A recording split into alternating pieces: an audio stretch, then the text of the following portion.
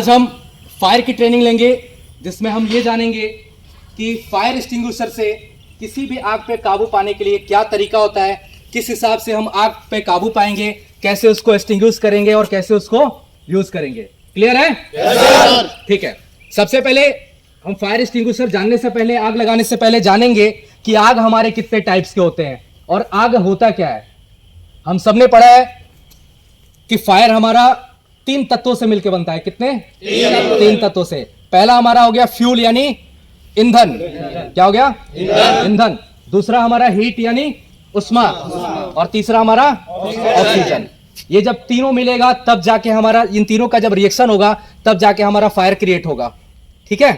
और हमें पता है कि जब 3 मिलके बन रहे हैं और आग बुझाने के लिए इन तीनों में से किसी भी एक को हटा देंगे, चाहे हम फ्यूल को हटा देंगे, चाहे हम हीट को हटा देंगे, या तो हम ऑक्सीजन को हटा देंगे, तो हमारा आग बुझ जाएगा। ठीक है ना? चाहे वो किसी भी प्रकार का आग हो, अगर उसमें से तीनों में से कोई एक भी हम हटा देंगे तो हमारा आग बुझ जाएगा ना। Class A, class B, class C and D. Class A वो फायर होता है, ऐसा फायर किसी भी कंबस्टेबल मटेरियल में अगर आग लगता है, जैसे कि लकड़ी, पेपर, कोयला, कुछ भी, रबर, ऐसे हमको सॉलिड फॉर्म में कोई भी आग लगा दिखता है तो कौन सा आग कहलाएगा? क्लास ए फायर यानी सॉलिड फायर। क्या कहलाएगा? सॉलिड फायर यानी क्लास ए फायर। अभी हमने इसमें जो मटेरियल रखा है वो क्या है? सॉलिड मटेरियल है ना। इसमें अगर आग लगेगा तो कौन सा फायर कहलाएगा? क्लास ए। क्लियर है? दूसरा हमारा है क्लास बी फायर। क्या है? Class B fire. किसी भी प्रकार के अगर फ्लेमेबल लिक्विड में आग लगता है, इसमें फ्लेमेबल लिक्विड में आग लगता है तो उसको हम क्लास बी में रखते हैं, जैसे कि हमारा डीजल, पेट्रोल, पेंट है ना, इत्यादि। अगर इन सभी चीजों में आग लगेगा तो क्या कहलाएगा? Class B. ठीक है? ऐसे ही हमारा क्लास सी है। क्लास सी में किसी भी फ्लेमेबल गैस में अगर आग लगता है तो उसको क्या कहलाएगा? क्लास सी फायर यानी गैस फायर। ठीक है?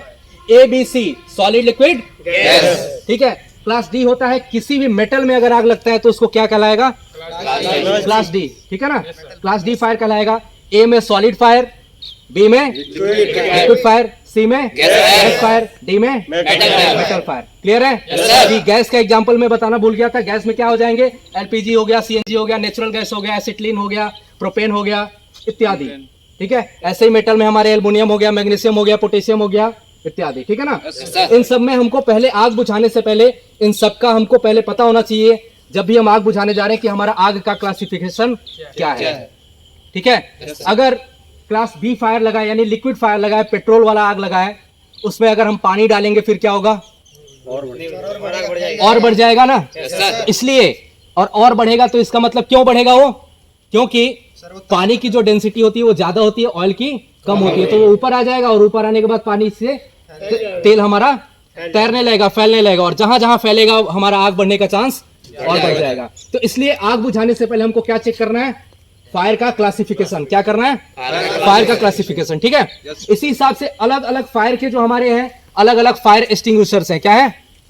अलग अलग हमारे फायर एक्सटिंग्विशर हैं, जिसमें हमारा पहला फायर एक्सटिंग्विशर होता है वाटर टाइप एक्सटिंग्विशर। क्या होता है?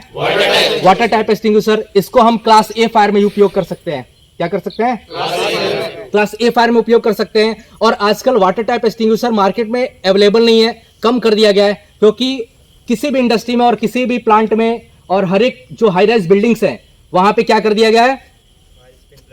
फायर स्प्रिंकलर सिस्टम हो गया है, होस पाइप और हाइड्रेंट पाइप चला गया है, जिसके वजह से एक्सटिंग्विशर का यूज ना करके डायरेक्ट होस पाइप और होजरील होज यूज कर लिया जा रहा है। ठीक है? दूसरा होता है हमारा लिक्विड फायर के लिए कौन सा एक्सटिंग्विशर होता है? फोम टाइप फायर एक्सटिंग्विशर होता है। ठीक है? उससे हम किसी भी प्रकार के लिक्विड फायर पे उपयोग कर सकते हैं। क्लियर है? जैसे कि डीजल, पेट्रोल, पेंट एक्सेट्रा वगैरह हुआ, वहां पे अगर हमारे पास फोम टाइप का फायर एक्सटिंग्विशर है तो हम उसका उपयोग करके उस लिक्विड फायर पे हम काबू पा सकते हैं। तीसरा हमारा होता है गैस फायर। जो गैस फायर है उसके लिए हम एबीसी फायर एक्सटिंग्विशर यूज करते हैं, जो अभी हमारे पास अवेलेबल है। एबीसी, इसको हम फुल फॉर्म में इसको डीसीपी बोलते हैं। डीसीपी का फुल फॉर्म होता है ड्राई केमिकल पाउडर। क्या होता है? ड्राई केमिकल पाउडर, जिसको हम एबीसी के नाम से भी जानते हैं। किस नाम से? एबीसी के नाम से जानते हैं। और एबीसी क्यों जानते हैं? क्योंकि ये क्लास ए बी सी तीनों में काम करता है। ठीक है ना? और ये तीनों में नहीं, बल्कि ये मल्टीटास्किंग है, ये सब में काम करता है। ठीक है? लेकिन स्पेशल हम इससे क्लास सी के लिए यूज कर सकते हैं, बाकायदा ये बाकी सब में भी काम आ सकता है। फिर हमारा मेटल फायर के लिए होता है स्पेशल डीसीपी। ठीक है। और जहां कहीं पे भी, अब जैसे मैंने बताया इलेक्ट्रिकल फायर को रिमूव कर दिया गया है, क्लास ई फायर को रिमूव कर दिया गया है, लेकिन फिर भी अगर किसी ऐसे जगह पे आग लग रहा है जहां पे इलेक्ट्रिक का सोर्स अवेलेबल है, तो वहां पे हम क्या पानी डाल सकते हैं? नहीं ना, क्योंकि हम जानते हैं कि वाटर गुड कंडक्टर है इलेक्ट्रिसिटी का, ठीक है ना। तो ऐसे जगहों पे जहां पे इलेक्ट्रिसिटी है वहां के लिए हम उपयोग करेंगे CO2 एक्सटिंग्विशर। क्या यूज करेंगे? CO2 extinguisher. क्लियर है ना? बाकी हम ABC भी उपयोग कर सकते हैं, लेकिन ये उतना कारीगर नहीं है। हर एक का अपना अपना स्पेशल है, लेकिन ये मल्टीटास्किंग है तो उतना ज्यादा कारीगर नहीं है। इलेक्ट्रिकल अगर ऐसा सोर्स है जहां पे इलेक्ट्रिकल कनेक्ट है, कांटेक्ट में है उसके, तो वहां पे क्या यूज करना है? CO2 यूज करना है। क्लियर है ना?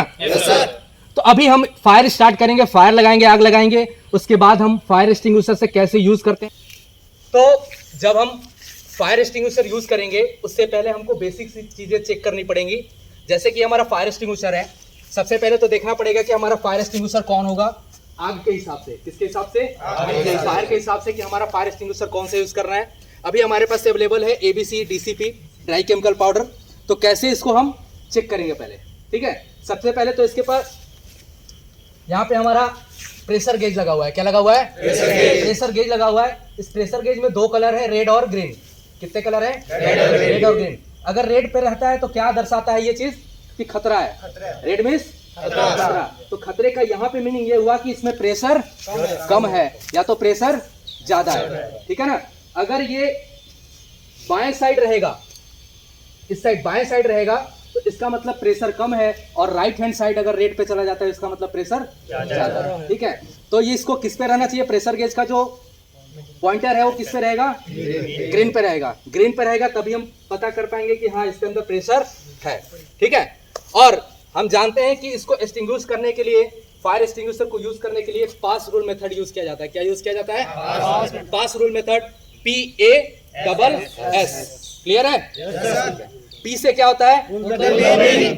पुल द पिन। सबसे पहले क्या करना है? आग बुझाने के लिए हमें इस पिन को रिमूव करना पड़ेगा। क्या करना पड़ेगा?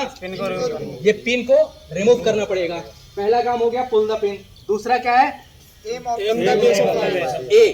Eight the base of fire. जहां पे आग लगा है उसके बेस पे हमको निशाना साधना है ना, एम करना है वहां पे बेस पे। क्यों बेस पे करना है? आग यहां से निकल रहा है, आग यहां पे लगा है, इसका फ्लेम ऊपर तक जाएगा। हमको फ्लेम पे नहीं मारना है, हमको फ्लेम पे निशाना नहीं साधना है, हमको आग का जो बेस है वहां पे। जाहिर सी बात है, अगर किसी पेड़ को काटना है, बीच से काटेंगे तो कुछ साल बाद क्या होगा? वो फिर उग जाएगा। लेकिन अगर उसको हम जड़ से काट दे तो नहीं उगेगा ना। तो इसी प्रकार अगर हम फ्लेम में डालेंगे, फ्लेम में एक्सटिंग्विश करेंगे तो आग बुझने के चांस भी कम रहेंगे, लेकिन अगर बेस पे डालेंगे तो आग हमारा बुझ जाएगा, ठीक है ना। तो P हो गया पुल द पिन, A से हो गया aim at the base of fire, S से है स्क्वीज द हैंडल। S से क्या है? Squeeze the handle. फिर इस हैंडल को दबाना है। क्या करना है? हैंडल को दबाना है। और हैंडल को दबाने से पहले ये चीज ध्यान रखना है, जो इसका होज पाइप है इसको हमको पकड़ के रखना है। क्या करना है? पकड़ के रखना है। इस होज पाइप को अगर हम नहीं पकड़ेंगे और उसके बाद इसको स्क्यूज कर देंगे, फिर क्या होगा? हमें चोट लग सकती है, क्योंकि इसके अंदर क्या है? प्रेशर है। कितने केजी प्रेशर है? तो क्यों इसको हमको होज पाइप पकड़ के रखना है? क्योंकि इसके अंदर क्या है? प्रेशर है। और प्रेशर कितना केजी है? 15 से 19 बार 15 से 19 केजी है। और ये जब ऊपर मुंह पे लगेगा तो हम भी चोटिल हो सकते हैं, और हम भी घायल हो सकते हैं, और हम भी उस आग में फंस सकते हैं। तो इसलिए जब स्क्वीज करेंगे उस दौरान हमारे पास हैंडल हाथ में होना चाहिए। लास्ट में क्या है? ऐसे स्वाइप अराउंड द फायर। क्या करना है? फिर आग के चारों तरफ उसको घुमा देंगे तो 10 से 15 सेकंड के अंदर हमारा आग बुझ जाएगा। अब जब फायर एक्सटिंग्विश करेंगे फायर एक्सटिंग्विशर से, तो हमारा जो दूरी रहेगा आग के ऊपर डिपेंड रहता है। कितने ऊपर? आग के ऊपर। अब हमारे यहाँ पे आग लगा है तो हमको एटलीस्ट 4 से 5 2 मीटर दूरी पे रखना है। अब इतना बड़ा आग है, इतना ज्यादा इसका फ्लेम नहीं निकलेगा, लेकिन यही बड़ा रहता है तो हमको उस हिसाब से इससे दूर रहना है। और इसका डिस्चार्ज हॉर्न का डिस्टेंस कितना रहेगा? 4 से 4.5 मीटर दूर तक ये जा सकता है। पाउडर अगर हम इससे 4 से 4.5 मीटर दूर भी रहेंगे तो भी हमारा वहां पे जा सकता है, ठीक है। लेकिन जितना नजदीक रहेंगे हमारा आग उतना आसानी से बुझ जाएगा। और नजदीक होने से पहले हमें ये भी देखना है कि आग का सिनेरियो कैसा है, आग का फ्लेम कितना बड़ा है ना। बहुत बड़ा आग है तो उस हिसाब से नजदीक नहीं जाएंगे, छोटा है तो हम नजदीक जा सकते हैं। क्लियर है? ठीक है। अब दूसरी चीज, जब इसको एक्सटिंग्विश करेंगे तो हमको एक्सटिंग्विशर होल्ड करने का तरीका क्या है हमारा? एक पैर हमारा आगे रहेगा, हल्का सा बेंड रहेगा, फिर ऐसे हमको एक्सटिंग्विश करना है। क्लियर है? Yes sir. इस हिसाब से एक्सटिंग्विश करना है ताकि हम आगे और पीछे न जा पाए। फिक्स हो जाना है, फिर इसको एक्सटिंग्विश करना है। क्लियर है? Yes sir. उसके बाद एक मेन इंपॉर्टेंट चीज है, कई बार आग बुझाने जाते हैं और आग के लपट से ही इंसान जल जाता है। क्या हो जाता है? आग की लपट से इंसान जल जाता है। कैसे? क्योंकि वो हवा का रोक नहीं पहचान पाता है। क्या नहीं कर पाता है? हवा की रोक नहीं पहचान पाता है। तो सबसे पहले आग बुझाने से पहले, फायर एक्सटिंग्विशर यूज करने से पहले हमको हवा का डायरेक्शन भी देखना है। क्या देखना है? हवा का डायरेक्शन। अगर हवा उस तरफ से आ रहा है, ठीक है, हवा अगर मेरे सामने से आ रहा है तो मुझे आग कहां से एक्सटिंग्विश करना पड़ेगा, कहां से बुझाना पड़ेगा? इस तरफ से। यानी हवा जिधर से आ रहा है उधर मेरा पीठ रहेगा। क्या रहेगा? यहाँ पे पीछे से हवा आ रही है, पीठ मेरा हवा के डायरेक्शन में रहेगा। ठीक है, अब हम यहाँ से एक्सटिंग्विश कर सकते हैं। गलती से हवा भी अगर तेज हुआ तो आग बढ़ेगा भी तो किधर बढ़ेगा? इस साइड। लेकिन अगर यही हमसे गलती हो गई, हमने हवा का डायरेक्शन बिना देखे हुए उसके अपोजिट डायरेक्शन से एक्सटिंग्विश करने गए और पता क्या चला, हवा तेज हुआ और उसके फ्लेम हमारे चेहरे पे आ गया, हमारे बॉडी में भी आग लग सकता है। और साथ में जो इसके अंदर से हमारा पाउडर निकलेगा वो पाउडर भी हमारे चेहरे पे आ सकता है, जिससे हमारे आंखों में पड़ सकता है, आंख भी खराब हो सकता है और यहाँ तक कि हम उस आग में फंस भी सकते हैं। क्लियर है ना? सबसे पहले हमने बताया ना, पुल द पिन।